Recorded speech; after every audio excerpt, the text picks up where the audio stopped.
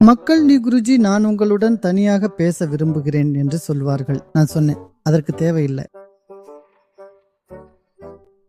ஆசிரமத்துல நான் 5 கூட வச்சிருந்தேன். எனக்கு அந்த பிரச்சனை என்னவென்று தெரியும். பிரச்சனை உறவுகள் தொடர்பானதாக இருந்தால் ஒரு கூடை, வேலை அல்லது நிதி தொடர்பானதென்னால் இன்னொரு கூடை, ஆரோக்கியம் மற்றும் ஆரோக்கியம் தொடர்பான பிரச்சனை என்ன 3வது கூடை, மற்றவை 4வது கூடை, 5வது சமூகம், நாடு, தேசம், உலகம், சுற்றுச்சூழல் ஆகியவற்றை பற்றிய பெரிய கவலைகள். வாழ்க்கை மிகவும் குறுகியது. பிரச்சனைகளை ஒன்றுக்கு பிறகு ஒன்றாக தீர்க்கும் போது நான் உங்களிடம் சொல்கிறேன்,